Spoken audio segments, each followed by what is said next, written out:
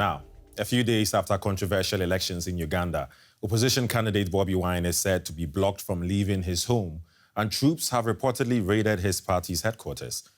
President Yoweri Museveni was declared winner with over 58% of the vote, while Wine received about 35%. Bobi Wine alleges fraud and is telling fellow Ugandans to reject the results.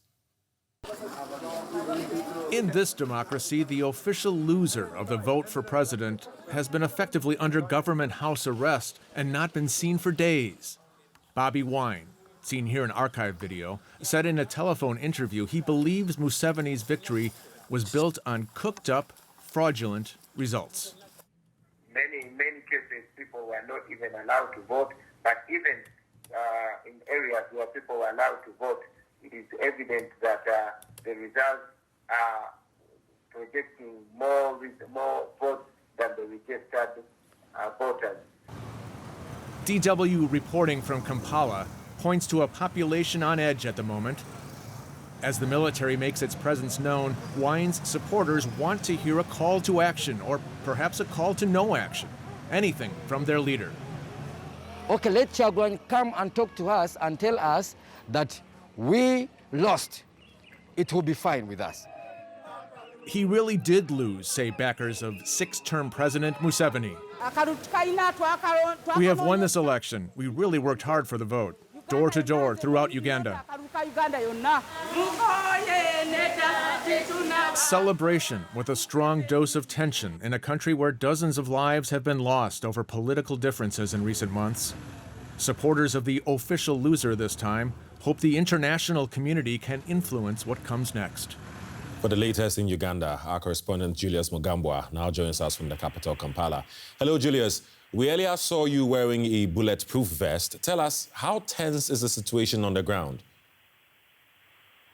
I think while the election has left some people celebrating and others very disappointed, I think the situation around here is really inspired by the freedoms of Bobi Wine, his freedom to leave his home.